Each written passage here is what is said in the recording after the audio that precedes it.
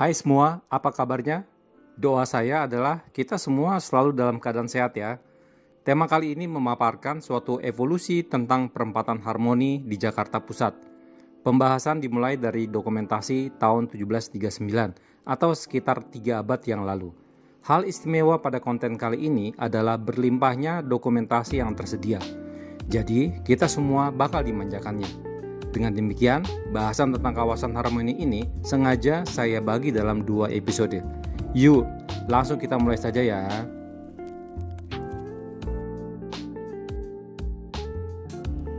Nah, dokumentasi paling awal tentang Simpang 4 Harmoni ini masih berupa lukisan karya artis Haid sekitar tahun 1739. Tentunya saat itu kamera belum lagi hadir ya. Bangunan yang ada di bawah pohon itu adalah kubu pertahanan Belanda yang dinamakan Benteng Rijswijk. Benteng ini sendiri dibangun pada tahun 1668 dan mengambil penuh peranan Benteng Rijswijk sebelumnya. Pelukis berdiri di Jalan Veteran. Benteng ini sengaja dihancurkan oleh VOC dengan cara dibakar pada tahun 1740, yakni saat peristiwa geger pecinan di Batavia. Yang membakarnya adalah para tentara Belanda itu sendiri, agar benteng tidak jatuh ke tangan pemberontak Tionghoa. Kemudian setelah menghancurkan benteng, mereka menarik mundur seluruh kekuatan untuk kembali ke kota benteng Batavia demi mencari perlindungan.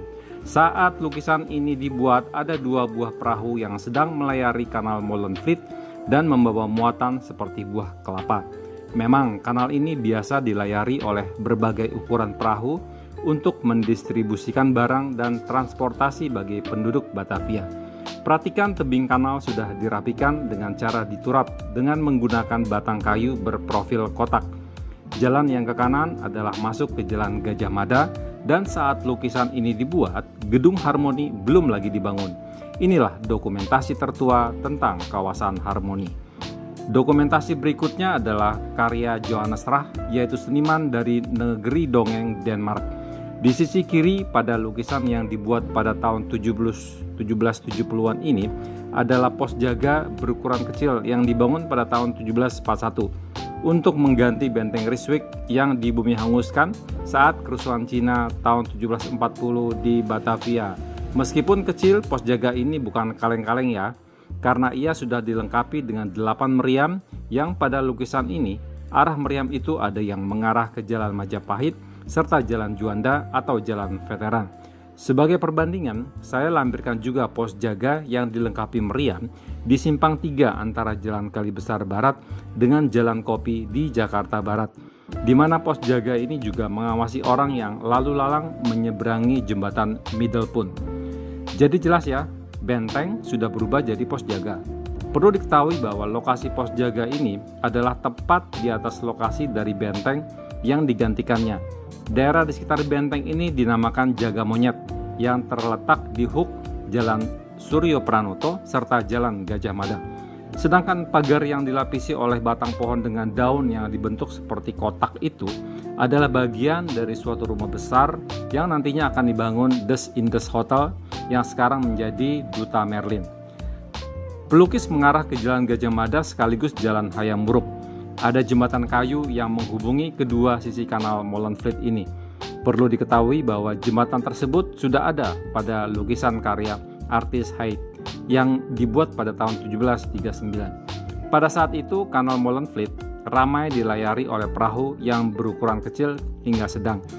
Nampak di kedua sisi kanal ditumbuhi oleh pohon yang cukup tinggi. Lukisan ini cukup akrab di ingatan saya. Mengapa?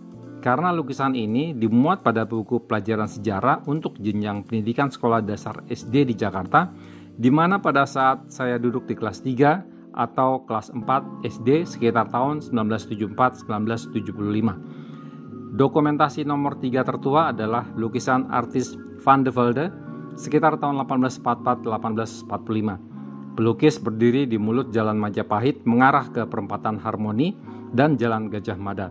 Titik tengah dari perempatan Harmoni ini sendiri kira-kira ada di lokasi Delman yang terletak pada latar depan. Ke arah kanan masuk ke kawasan Rijswijk, sedang ke kiri ke Jalan Suryo Pranoto. Pada saat lukisan ini dibuat, Gedung Harmoni sudah berdiri dan terletak di sisi kanan sang pelukis, namun terpotong bingkai. Kanan Molenvliet diapit oleh dua jajaran pohon pada latar belakang. Bangunan dua lantai pada latar belakang adalah villa yang dibangun pada tahun 1750 oleh Albertus van der Para. Villa ini kemudian berubah menjadi Hotel Ernst dan kemudian berganti nama menjadi Hotel Wyss. Dan selanjutnya direnovasi total hingga menjadi Hotel des Galeries.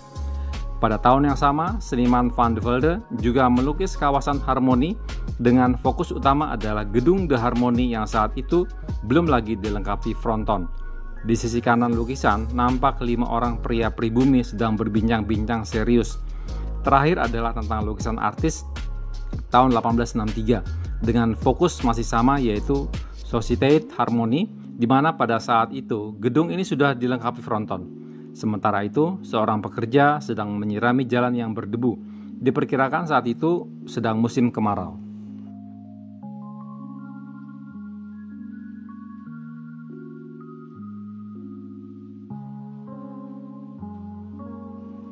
Pada pemerintahan Gubernur Jenderal Daendels tahun 1810, kawasan Harmony mulai dibenahi termasuk Rijkswegstraat sesuai dengan master plan yang dirancang oleh Daendels, yaitu perluasan kota Batavia adalah ke arah selatan. Daendels memerintahkan Mayor Schultz yang telah merancang gedung kantor Departemen Keuangan di lapangan Banteng untuk mendesain gedung perkumpulan di Rijswijk. Yang menarik, pemborongnya adalah orang Melayu yang bernama Abdul Hamid. Tadi sudah disinggung di atas bahwa pada sekitar tahun 1845-1863, gedung ini barulah dilengkapi dengan fronton. Gedung megah dan artistik yang bernama The Harmony ini terletak di ujung jalan Veteran dan Majapahit.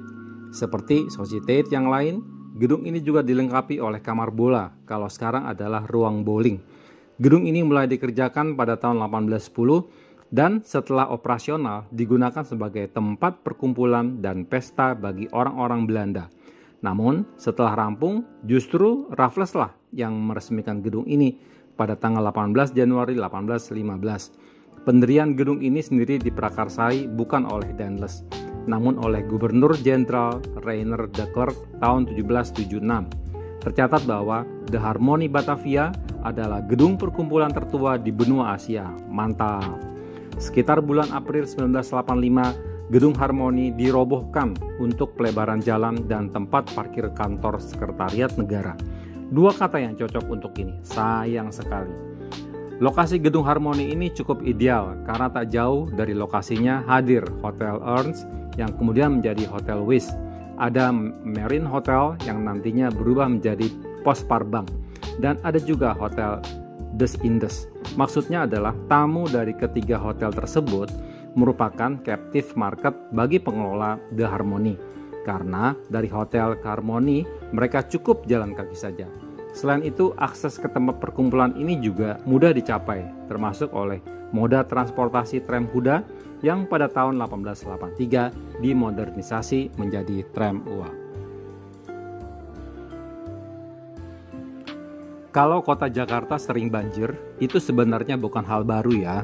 Jakarta atau Batavia pada abad ke-17 merupakan dataran rendah yang dikelilingi oleh rawa yang sering meluap dan mengakibatkan banjir pada musim hujan, serta menjadi sarang penyakit seperti malaria. Pada tahun 1648, warga Tionghoa di sana, yang pada saat itu dipimpin oleh kapiten mereka, yakni Poa Binggam, sepakat mau bergotong royong membangun sebuah kanal yang kelak dinamakan Kanal Molenvliet untuk mengalirkan air dari kota ke laut.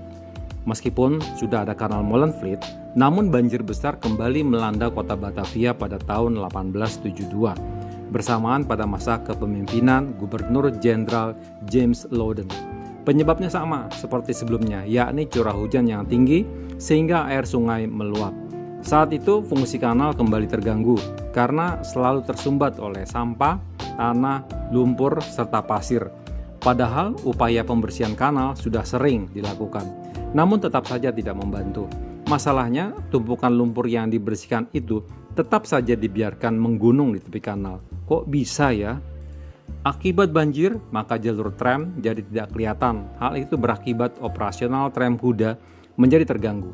Banjir hingga ketinggian selutut orang dewasa meluas sampai ke jalan Majapahit. Dari dokumen juga diketahui bahwa banjir meluas ke jalan Jaga Monyet atau jalan Suryo Pranoto. Jalan Veteran juga ikut tenggelam oleh banjir besar ini. Malah banjir juga meluas hingga ke jalan pos di kawasan Pasar Baru serta Koningsplein atau Monas sekarang. Berdasarkan dokumentasi, maka diketahui bahwa lapangan Glodok atau Glodok Plain juga mengalami banjir akibat meluapnya kali besar. Sementara itu, banjir juga terjadi di Jalan Pintu Besar Selatan. Entah seberapa besar kerugian material yang diderita saat itu. Agar bisa mendapatkan gambaran yang lengkap, maka kawasan perempatan Harmoni juga diabadikan dari suatu ketinggian. Maksudnya adalah dari atap suatu gedung. Contohnya adalah saat fotografer berdiri di atas Hotel The Galleries yang menggantikan Hotel West. Atau saat fotografer berdiri di atas gedung Nitor yang menggantikan gedung Auger Freres. Atau ada juga fotografer mengabadikan kawasan Harmoni ini dari pesawat terbang. Semua itu bisa dinikmati sambil menyeruput kopi kesukaan Anda. Kalau sekarang ini kita kenal bahwa Paris, Prancis adalah kota mode bahkan jadi pusat mode dunia. Maka jauh sebelumnya, ternyata Auger Freres atau Auger bersaudara yang adalah nama penjahit terkenal itu telah membuka butik fashion di kota Batavia yang kantornya terletak di lokasi strategis di sudut barat laut Rijksstraat atau Jalan Majapahit di ujung utara dan berhadapan-hadapan dengan gedung Harmoni. Tak terasa, sempat sahabat lamanya, perusahaan ini menempati lokasi di situ. Dibentuk oleh dua orang bersaudara dari Prancis, butik ini menawarkan busana formal dan santai, baik untuk sipil maupun militer. Tidak salah kalau dikatakan, Auger Freres menjadi barometer di kota Batavia untuk busana pria Eropa. Di butik ini orang bisa memperoleh busana up to date untuk mengikuti model terbaru di kota Paris. Menurut pengarang berkebangsaan Prancis, yakni Bernard d'Orléans, dalam buku yang berjudul Orang Prancis dan Orang Indonesia abad ke-16 sampai dengan abad ke-20. Di kawasan Harmoni dan sekitarnya pada masa itu, masyarakat dapat membeli kue, sepatu, dan berbagai barang yang berasal dari Prancis, sama seperti yang dialami oleh gedung The Harmony. Para tamu Hotel Marine, Hotel West, dan Des Indes Hotel merupakan captive market bagi pengelola Auger Freres. Gedung Auger Freres itu sendiri berdiri di kawasan Harmoni mulai dari tahun 1847. Kemudian sekitar tahun 1910-an, desain gedung ini berubah total dan Auger Freres harus berbagi ruangan dengan perusahaan lain. Kemudian sekitar tahun 1940-an, renovasi total kembali tak terhindarkan. Gedung generasi kedua itu berubah menjadi gedung baru bagi kantor biro travel Nitor tanpa kehadiran Auger Freres lagi. Dulunya di samping kanan Auger Freres hadir kantor atelier. Oh iya, satu lagi. Di depan butik Auger Freres ini hadir pangkalan delman atau sado. Demikianlah bahasan kita kali ini mengenai evolusi di perempatan Harmoni dengan subtema kawasan Harmoni sebagai pusat mode di Batavia. Nantikan kelanjutannya di konten berikutnya, yaitu episode yang kedua dan tidak kalah menariknya. Jika ada informasi lain atau ada data baru, monggo infokan saja di kolom komentar. Berharap semoga ini semua bermanfaat bagi kita. Terima kasih sudah menonton hingga akhir. God bless you bro and sis. Please like, comment, and subscribe.